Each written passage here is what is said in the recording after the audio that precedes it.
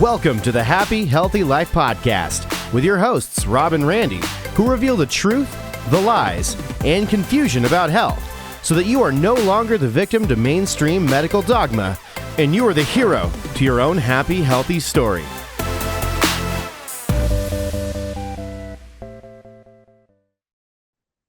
So if you've been trying to lower your blood sugar, but you still can't lose the weight, you are solving the wrong problem. Yeah, today we're going to pull back the curtain on insulin resistance and why improving insulin sensitivity, it's really the key to healing your metabolism. And it may not be exactly what you think, so you do not want to miss today's episode.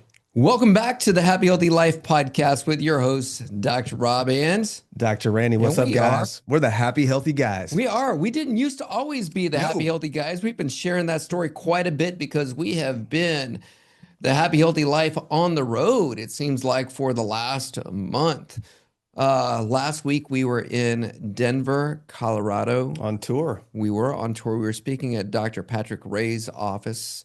And we were also at Dr. Lindsay Squibb's office as well. Yeah, her and Nate. And her and Nate. And gosh, what great people. And we've been able to meet a lot of great people in these different areas. And if you did come in and you're now a part of the Happy Healthy family as a result of coming in from one of these offices, welcome to the family. We're excited that you are here.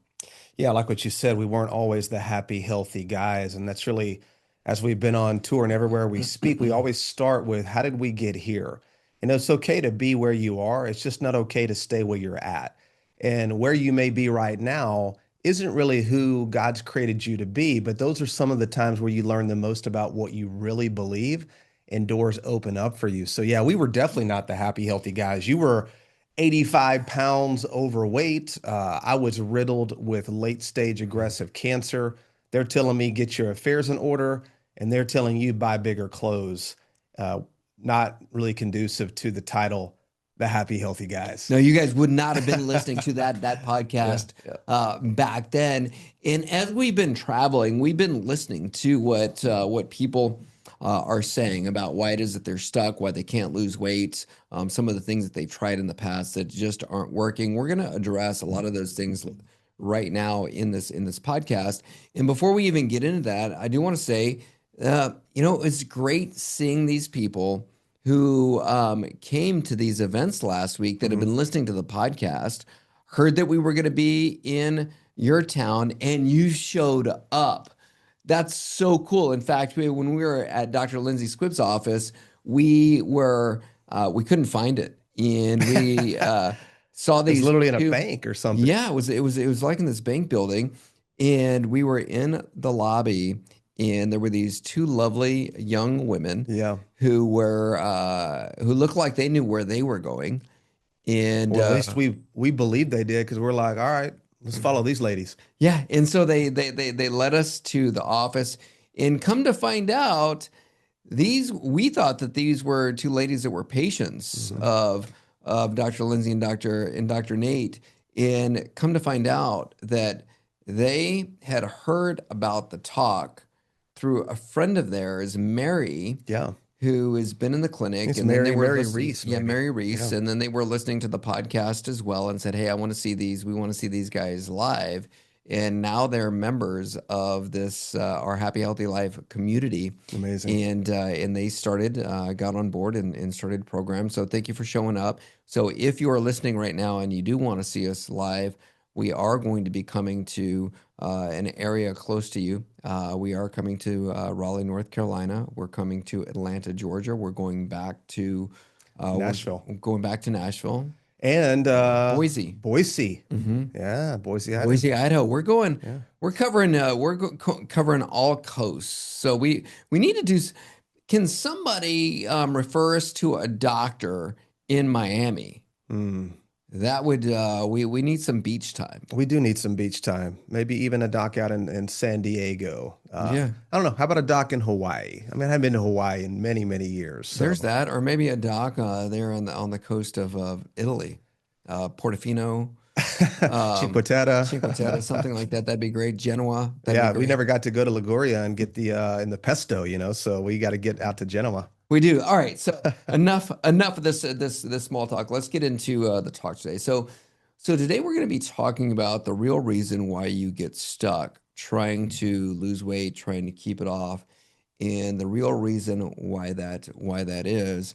And so, Dr. Randy, what would you say then is when it does come to losing weight and people that are stuck, especially these folks that we've been talking to, what's the root Hmm. of the problem as to why it is that they're stuck and they Well, can't we know see if they can the keep it off? the big picture is it's poor metabolism, right? Yeah. We know that a broken metabolism is why you're stuck. We always say maybe it's not your fault, maybe something else is going on, and typically it is. One of the biggest reasons why somebody has a broken metabolism, it is because it's called insulin resistance.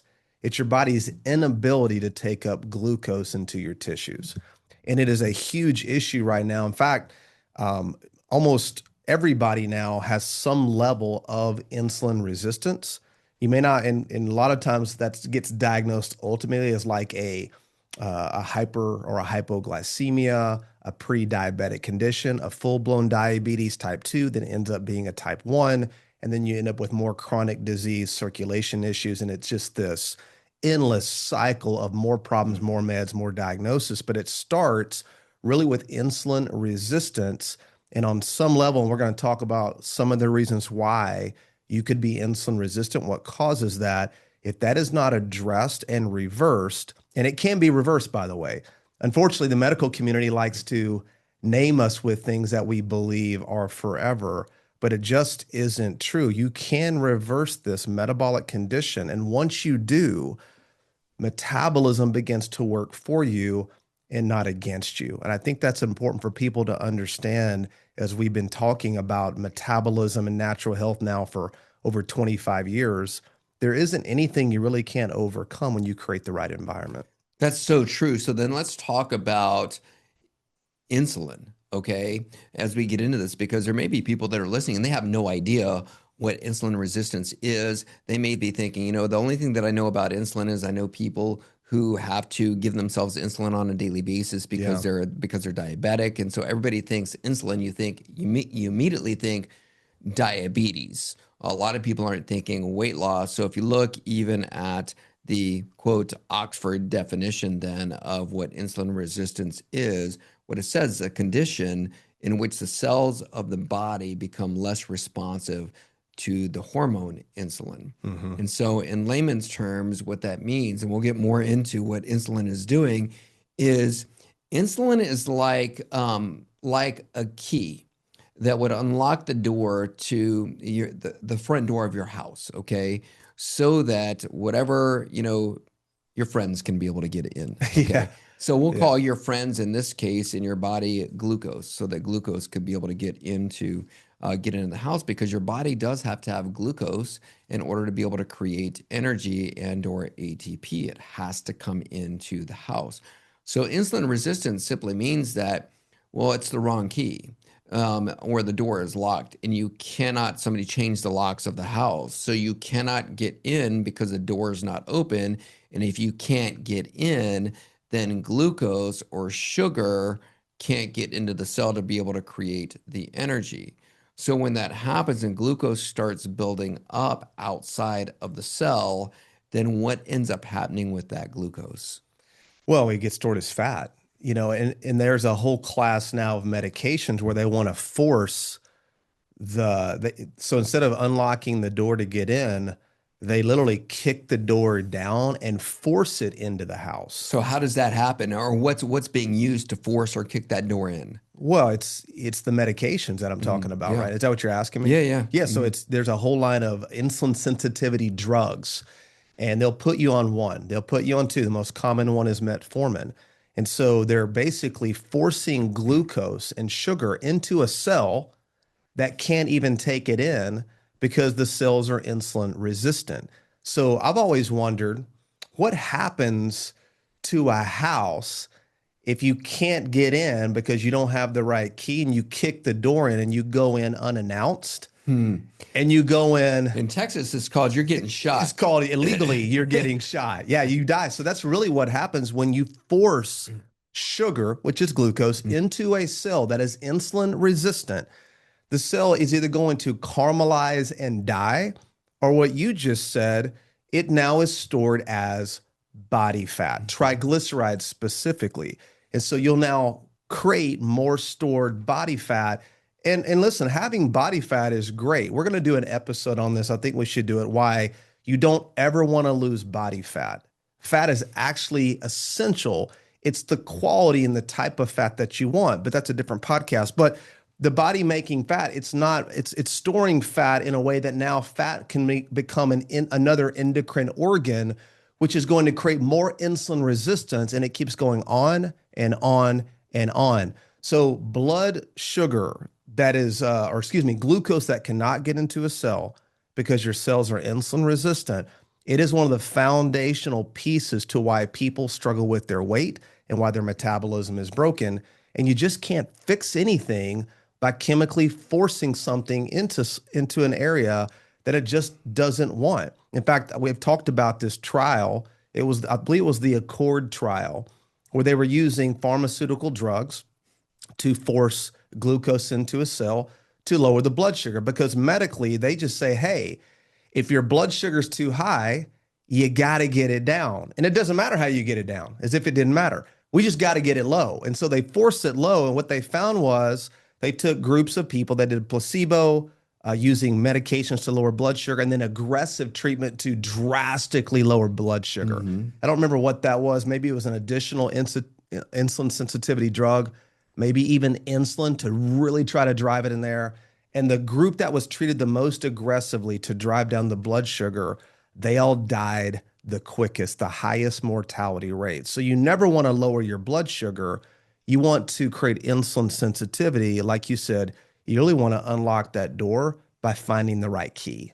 So let's talk about finding that right key, because if you don't, and that blood sugar is rising because the door is locked, you're also then going to cause a rise in other hormones like cortisol, for example, which is the stress hormone, which tells your body then to store body fat. And if you don't fix that cell, and then you try to do things like dieting, or you try to, like you said, use medication, you still haven't gotten to the root cause of the problem. And as a result, you may lose a little bit of weight, but as soon as you stop the diet or stop being perfect, then all the weight comes right back because that door is still locked. Yeah, you let people into the house. Essentially what they did was they, from the inside, changed the locks. And so now it may not even be the key that you have. It's really what happened, what got into the cell or into the home that changed the locks on the inside, and you can't get in. But, dying early from low blood sugar isn't a good clinical outcome. So forcing something low chemically when it's not a chemical cause could never work. That's why dying of a low cholesterol level because you're taking drugs isn't a good clinical outcome. So we're not talking about lowering blood sugar. And I want to be clear, because you hear people conflate these two all the time, where it's not about, you don't want low blood sugar. You want insulin sensitivity, because blood sugar should go up, it should go down, and in a healthy metabolism, it'll go back and forth and do that. And insulin is not a villain. It's not killing anybody. Sugar, healthy sugar, isn't a poison, and lowering blood sugar, it really is a scam, and it's sold to us by the medical community. And that's why they got all these drugs designed to not do anything about the cause, lead the resistance. Let's keep kicking this door down and forcing things into something that doesn't want to have it. I was thinking about that because, yeah, there are times when you do want, you want your friends to come in the house. You gotta unlock the door. Yeah. And like you said, you gotta have the right key. So let's talk about what that is and what that right key is. But before we get to that, what would you say is the main thing today in this day and age that's driving insulin resistance and or switching the keys? Yeah, I think the burglar that got in the house who does the most damage is probably, it's got to be industrial seed oils. I mean, we talk about it. We've been talking about this, since I mean, forever, but really aggressively since 2017 when we launched short chain triglyceride oil. But the seed oils really are, they really are the main metabolic poison that doesn't allow you to unlock that door any longer. And it really is, it's in everything. In fact, you and I, we were talking about this. We were, we do travel a lot, and we end up in restaurants. We try to always cook food and eat in an Airbnb, but sometimes you're in a situation, and I don't know if we talked about this last week, but we were in that Michelin star restaurant and in Denver, and we're thinking, Yeah. man, they're going to have grass-fed butter, ghee. They're going to have tallow, leaf lard. They're going to cook in all these healthy fats, and everything in the menu was industrial seed oil. It was a canola Everything. oil blend. Yeah, we asked the server, and initially she said, "Yeah, no, we don't use that stuff. It's an oil blend. She looked at us like we were crazy. Oh no, It's a natural we don't use any of that stuff. vegetable blend." And then you're like, "Okay, you need to go find out." Well, she did, and it was all canola oil, which is insane. It's obviously canola oil is not a vegetable. It's a refinery oil. In fact, it's a hybridized oil, comes out of Canada. So the whole canola oil stands for Canadian oil, Yeah. low erucic acid. It's rapeseed. So they have to re-engineer the breed of the plant to reduce the erucic acid because it's a heart toxin. This is where it's good cooking it. So anyway, all that to be said, this is an oil that does wreak serious metabolic damage, and it is the driver of insulin resistance because you don't just eat it, metabolize it, and then get rid of it. It lodges itself into the tissues and the membranes of your body. And so it is literally getting in, it's kicking in the door. It's setting up shop in your home. It's now in your kitchen using your utensils in your refrigerator, sitting at your dining room table, and they're not checking out next week. They're literally there to stay for the next several years because of the ability of them to integrate themselves into the fatty tissue because our body's made of fat, cholesterol and saturated fat and 18 carbon chain fatty acids that are in the tissue, and it lodges itself in there and it doesn't allow the glucose to get into the tissue. And so we're talking about seed oil, which is in everything. It doesn't leave the body very easily, which is one of the reasons why we even developed a program to help detox you from the seed oil because it is that important. And last, I'll say as I pass it back over, we've talked about this too, and with lab animals that they do experiments with, which really kind of sucks that they just kill a bunch of animals to launch more drugs, and we don't have any cures to date, which is a whole nother story. But to make an animal a diabetic, you can't just give them refined sugar. You do have to give them seed oil. Seed oil is the driver to metabolic dysfunction and insulin resistance. Yeah, it is. And as you were talking, I was just thinking about even some of the symptoms that people have because of that they have no idea that that's where the symptom is coming from. Mm-hmm. But one of those examples is not enough energy. And I think that right now is a problem that's run rampant in our society is that people are going and they'll even say that, you know what, I think today I'm running on fumes. And the reason you're running on fumes is because that glucose can't get in the cell. Yeah. And because it can't get in the cell, it's impossible for your mitochondria to be able to create the ATP, which is the energy that's spit back out. So in other words, it'd be like you wondering why in the world your car just ran out of gas when your gas tank or your gas cap is been locked and you can't get the gasoline in there. It's impossible for that to happen. So for a lot of these people that don't have as much energy as they think that they can, it's not their fault. They just didn't know that this seed oil is causing these problems in there. Now, what are some other things that could cause the problem with the insulin resistance? Yeah, I mean, pretty simply, it's going to be chemicals. Chemicals, I think there's over 80 to 100,000 different chemicals that have been approved that are on this planet, which is insane. Over That is 10,000 chemicals in our food supply. A lot of these have never been tested for any type of carcinogenic effects or what it does long term to the body. These are industrial chemicals that are pervasive. They are ubiquitous. They are everywhere, and they are in everything. And these are endocrine disrupting chemicals. A lot of the plastics that we get exposed to, the Makeup, deodorant, yeah. perfumes, all these fragrances, candles you're burning in your home. I mean, this little tree that you're hanging from your rear view mirror that has a scent in it. all these scented. I was trying to go buy garbage bags the other day at the grocery to get store. unscented Yeah, and they're garbage all bags is scented because these are endocrine disrupting chemicals. It was hard to find an unscented garbage bag. I don't want the chemicals. So the things we put on our skin are critical. What toothpaste are you using? What type of water do you drink? Do you live in an area where it's a lot of pollution, where you're not getting, you're not breathing clean air? I mean, this morning it was really disappointing. We never want to be fragile, but I was getting crushed this morning on my morning walk. I don't know if you walked this morning here in the Dallas-Fort I Worth walked area. last night. I We haven't were walked yet today. we were getting sprayed like cockroaches today with all the chemtrails, the strontium, the barium, the mercury, the aluminum, cloud seeding and disrupting and really geoengineering the weather. They're spraying all this stuff on us. So there's the air you breathe, the food you eat, the water you drink, the things you put on your skin, the soap you bathe with. There's so many things that we could be exposed to and can be a little bit overwhelming. You work on what you can work on, but chemicals are real. They're in our environment, they're in our food, they're really everywhere. And you have to be a little more intentional about it because these are things that can get into your body. They can set up shop, especially the fat soluble chemicals, and they do mimic the endocrine system and can create what's called more of an estrogen type of a dominant body where your body's inflamed, your thyroid gets wrecked, and now you get tons of histamine responses and allergies and achy joints, low energy. It's 100% we're being poisoned. So a lot of times I blame it on the pollen in the air and the seasonal allergies here where we live.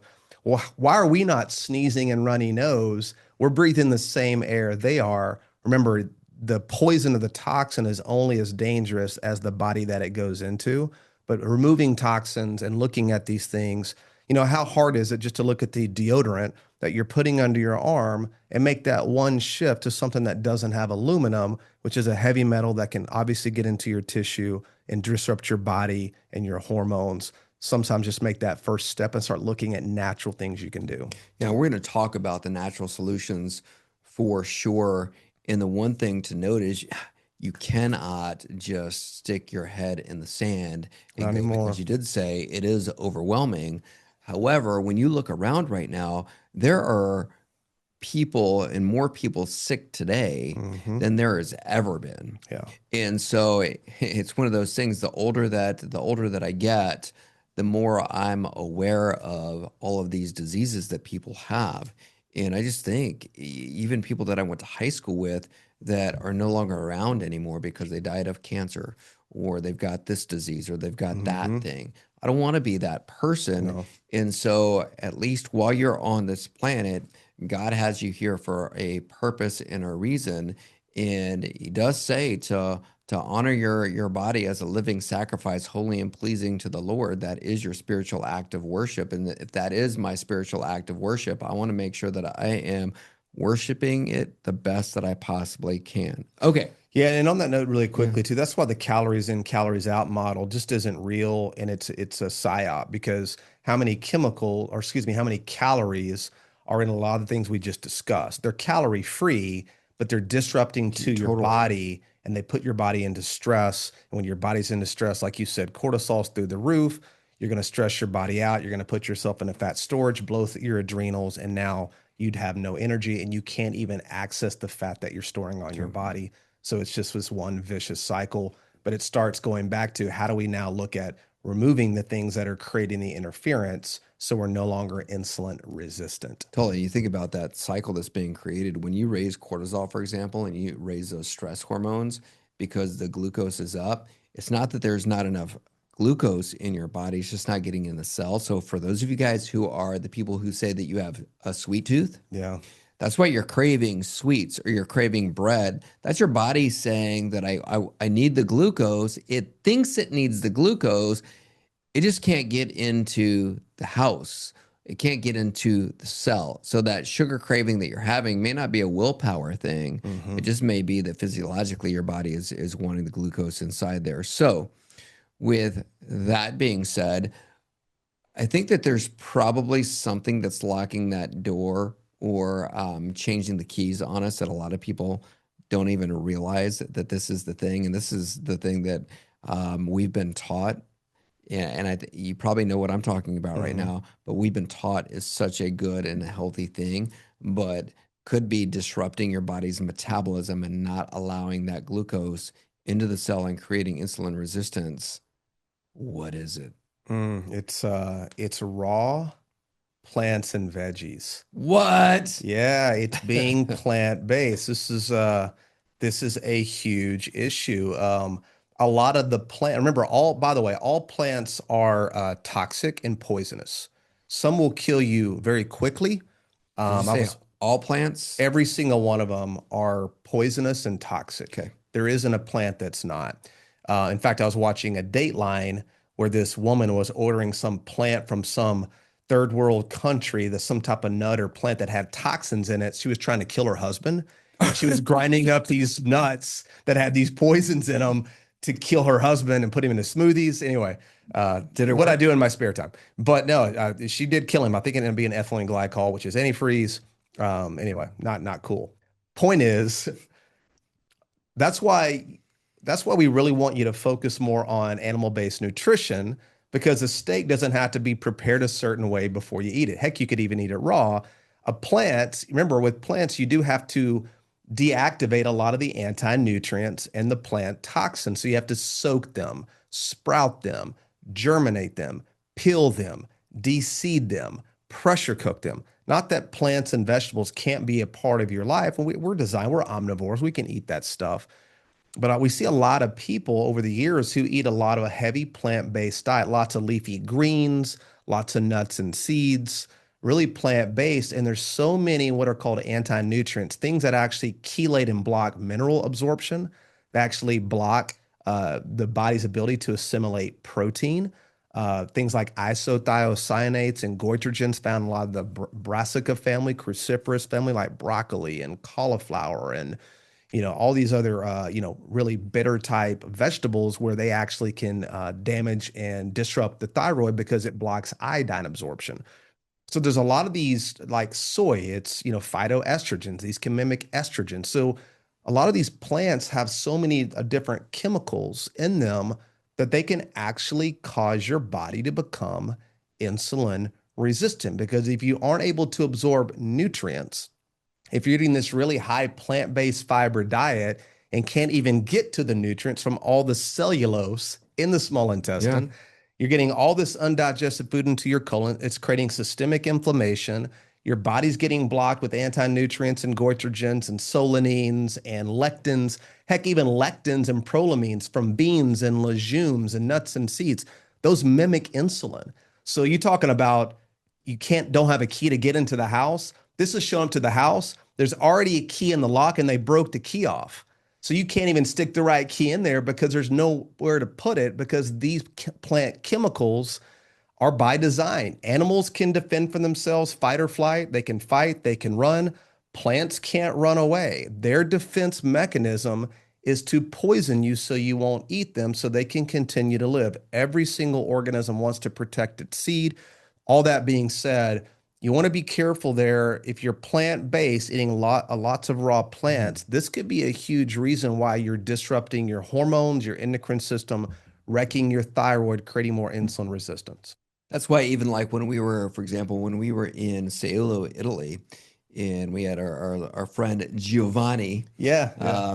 and he was showing us all these different plants, but plants being used as medicine. Yes. Yeah. Plants are Not very as medicinal. food, Very but medicinal. as medicine. So there is a Yeah. purpose for them. Yeah.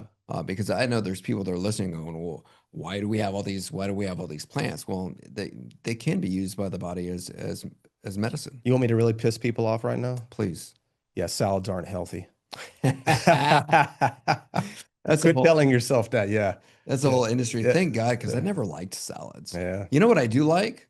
I like the dressing that That's you what put you on the like. salad. I never liked the salad. You like Thousand Island and Ranch and all the other. Totally. Yeah, but you don't like the greens. That's why, you're trying to force kids to eat their veggies. Kids are already like, yeah, this doesn't taste good at all. I'd rather have the meat, the eggs, the cheese, the butter, the fruit, the honey, the things that taste good. Listen, a child's palate, you can learn a lot from that. And a lot of times they're wanting candy. They're really just wanting something sweet. because their body wants glucose. Give them honey, give them maple syrup, give them coconut water, give them orange juice, give them the things that they need. But yeah, it's this plant-based agenda really has it's gone way over the top where we've vilified red meat and animal fats, and we've exalted the plant kingdom. And I can just tell you, pound for pound, when we're talking about nutrients, when we're talking about vitamins, minerals, antioxidants, really bioavailable nutrition, nothing is more powerful than real food nutrition that's more animal based, less plants, more for garnish or cook and prepare properly. Focus on the nutrient density foods, ruminant animals, healthy fats, eggs, ripe fruit, honey. That's going to go, and it tastes better, by the way. It's not asking you to crawl across broken glass and eat sticks, twigs, and berries, as you like to say. So true. I remember when I was in when I was in chiropractic school, you reminded me of this memory where the restaurant that I worked at, it was a seafood restaurant. This is the first time back, this is a long time ago, the first time I'd ever seen kale. It was only being used as a garnish. Or at Pizza Hut, right? We put it on every one of the plates.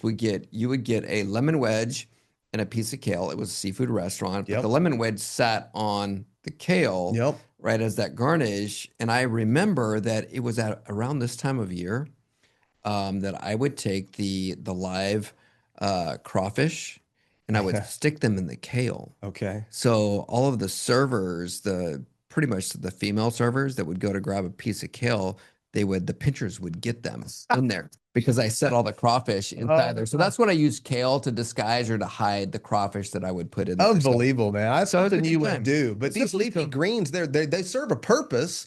They pull heavy metals from the soil.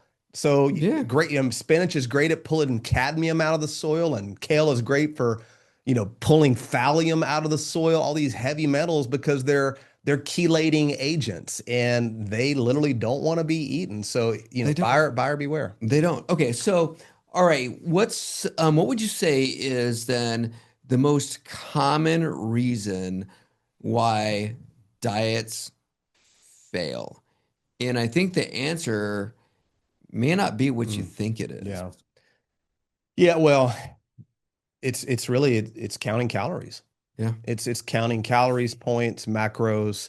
You're focused on something that really has nothing to do with your health or why you're overweight. I mean, with it. Are calories even real? That's never been proven inside the human body or inside a living food. It's always done like this burn calorimeter outside the human body with how much heat is required, and it's not a real science. And so, listen, I'm not saying that food doesn't have something. We know it has. It's got vitamins, I guess. It's got minerals. It's got nutrients. It's got calories. Whatever it has, here's what we know: when you end up counting points and calories, what you really end up doing is eliminating, or you quit focusing on nutrient density. We always say, you want to count the nutrients. When you're making a food choice, don't worry about the calories. Worry about, is it real? Is this something that my body can recognize? Is it in its natural state? Is it prepared properly? Is this something that, tastes good and is palatable because God created this for me to eat? So when you're eating nutrient dense food, you never have to count calories. But now the food industry and the diet industry has everybody counting points and macros and calories. It's stressful, by the way, and you do this forever.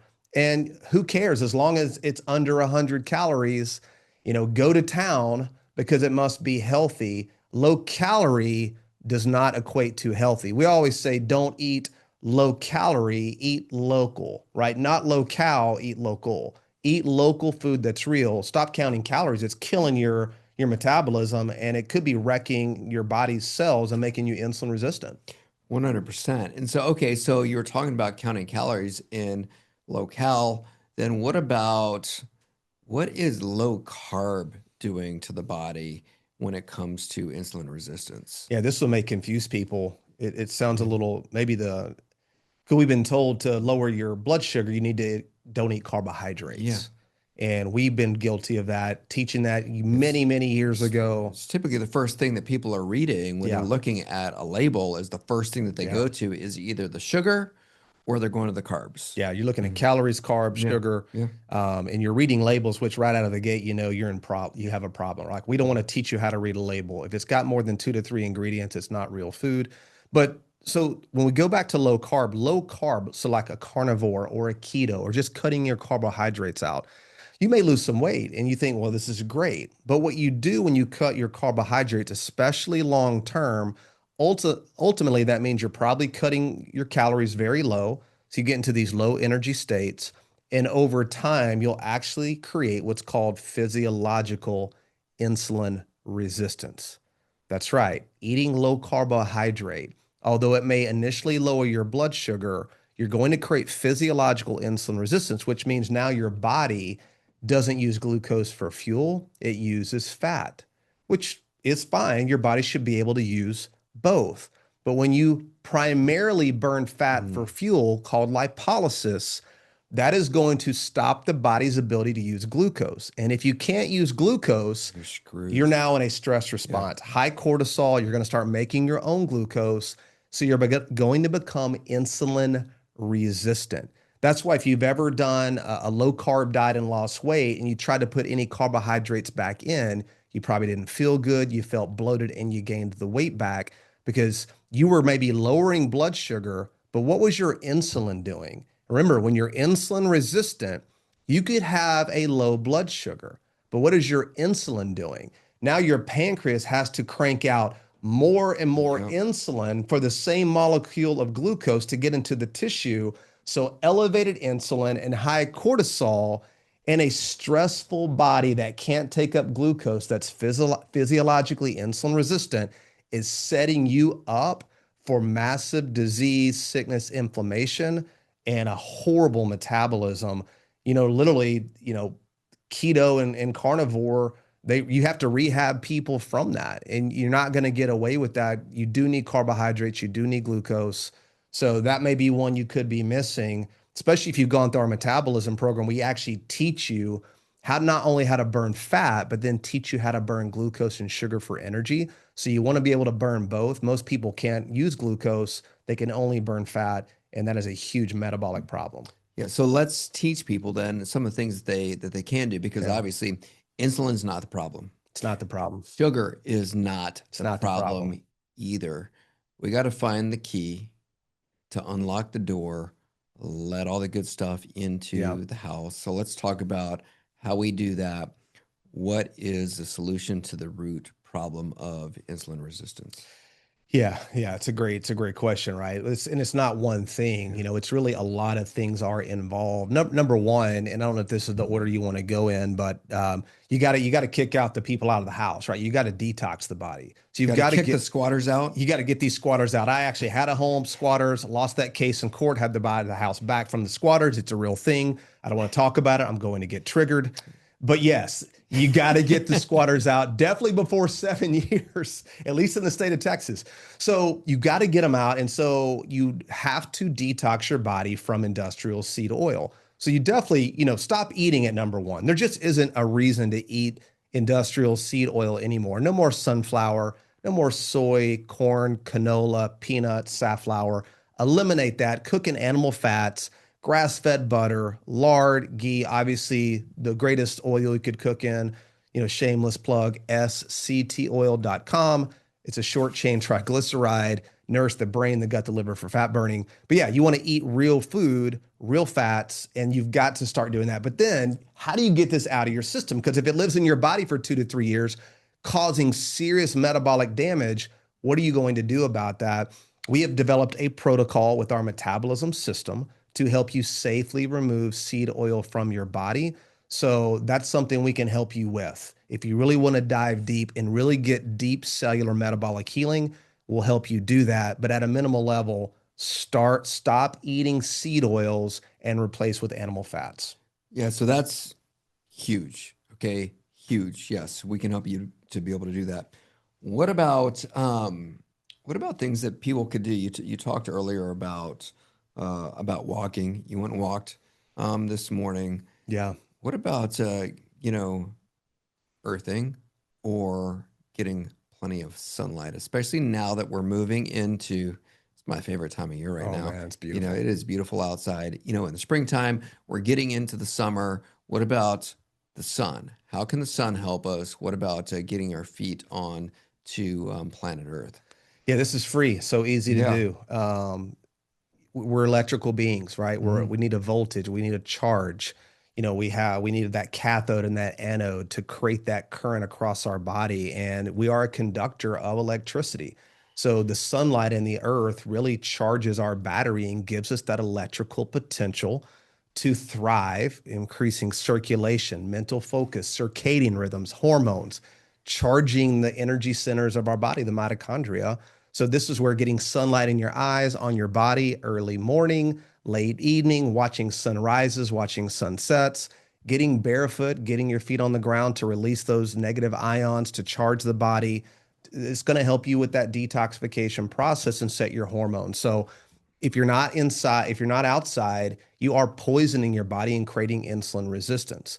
So you need to get out from under the artificial light, get away from your computer, put your phone down, just recharge your body, get out in nature. Yeah, I said it. Go hug a tree, go create that electrical circuit between you, the planet, the tree, the ground, and the earth. It's not woo woo, it's real. And you think about it, Hmm. why do animals in the wild not develop all the chronic disease that we develop? You have to take an animal, put them in a zoo, lock them up, get their feet disconnected from real nature and earth, put them under artificial light and feed them fake food, and they all get sick. You have to start getting outside again, reconnect, recharge your battery. Don't be scared of the sun. Do not be scared of walking around barefoot. Go do it. It'll charge your body and create real metabolic flexibility. Something else that helps create this metabolic flexibility, you know, you talked about the shameless plug on the SCT oil, so I think it's probably apropos that we also talk about our crave control. Yeah. Let's talk about that and how that can help people when it does come to insulin resistance.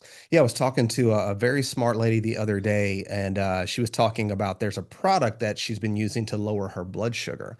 And I told her how dangerous that could be and all the reasons why. I said, you'd never want to lower your blood sugar. You want to create more insulin sensitivity so your body can take up the glucose. And so that's why we created Crave Control, not to lower blood sugar, but to create an environment where the body can take up, to unlock that key so the body Yeah. can efficiently use glucose for energy. So Crave Control is a product like no other. We've sourced 18 different phytoceutical, I mean, basically these traditional, medicinal herbs that have been used for thousands of years. We've sourced them from all over the world. One of our favorite ones we sourced out of Sardinia, where we spent last summer hanging out in the blue zones of Saulo. These are, when you said plants are medicine, Yeah. that's really what we've done. We've created a really powerful blend to help support the body with satiety hormones, GLP-1s, all the rave, but it's not just GLP-1, it's cholecystokinin, it's adiponectin, it's leptin. There's a whole cascade of hormones that will be a part of your insulin sensitivity protocol. The Crave Control product, our tincture, can help support. It doesn't replace what we said, but it will support a healthy lifestyle, create nice insulin sensitivity, nice satiety, optimize the gut and those hormones so you can really begin to heal again properly from metabolic disease. And this product is phenomenal. I mean, people rave about it. It's great to pair with SCT oil because SCT oil can give you the usable fats for energy. A lot of you are probably in low energy states from having years of insulin resistance, charging your gut, your brain, your mitochondria, creating more insulin sensitivity goes a huge way towards getting and feeling better and having energy again. Yeah, absolutely. It's something that you can do. Super simple, super easy. We've given people solutions. So before we finish this podcast, because that's a lot of information that we gave, and this is going to be one of those episodes where you 100% want to go back, listen to, so that you can be able to understand exactly what insulin resistance is, why it is the root cause for a lot of people as to why it is that they can't lose weight and they can't keep it off. Um, Anything else that you'd like to share on this topic before we sign off for today? Yeah, I think there's a couple of other things here. We briefly mentioned exercise. Walking after meals is good at a low, moderate rate. That's going to help your body be efficient at burning fat. And then resistance training, where you get your heart rate up, Mm. lifting weights, that's going to put more of a glucose demand. And so your body is now, it's way more insulin sensitive after a weight training workout or resistance training or getting your heart rate up. So if you're struggling with that, try, eating more carbohydrates after a workout session or even earlier in the morning where cortisol is higher, where your body's creating that opportunity to take up more glucose as well. I would also say serve for your food, simply eat real food, nutrient dense food. These are foods, if you set them on the counter and walk away for 2 weeks, you come back, they better be bad. They should have spoiled. If they look the same, they're not food. Dr. Rob, we talk about sci-fi, single ingredient food items. These are foods that have one ingredient and one ingredient only, like eggs, beef, chicken, carrots, one ingredient. And then lastly, really quickly, I think in a world where everybody's telling you to eat more protein, too much protein can actually really cause serious metabolic damage, especially eating just muscle meat. So if you're just eating the chicken breast or a lean cut of beef without getting the collagen, our ancestors didn't just eat the lean cuts. In fact, peasants in the back in the day, they got the scraps and the lean cuts. The people that were thriving and had the money, they ate the fatty cuts of meat with the collagenous pieces. So don't be scared of eating fatty collagenous meats. Really, a third of our protein should be from collagen or gelatin.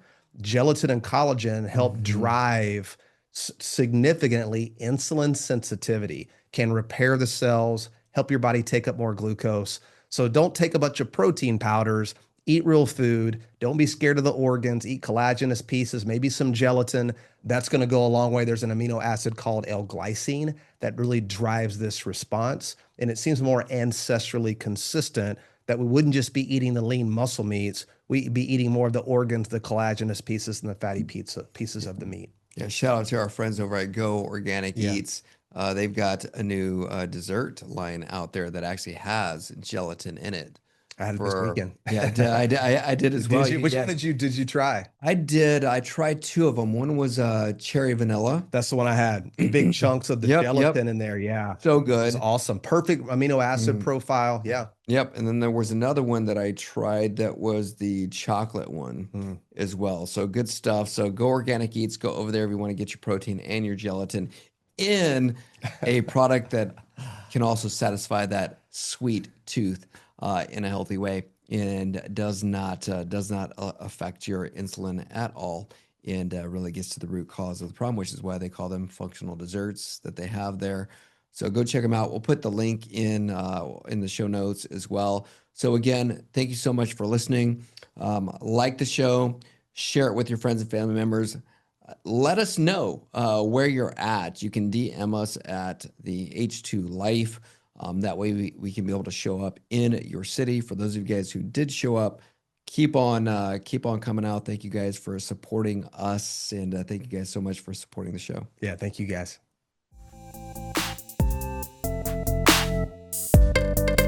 Thanks for listening to the Happy Healthy Life podcast. If you enjoy the show, make sure to follow them on Instagram at the H2 Life or on YouTube and Facebook at The Happy Healthy Guys. Don't forget to like, subscribe, follow, and review the show wherever you listen to podcasts.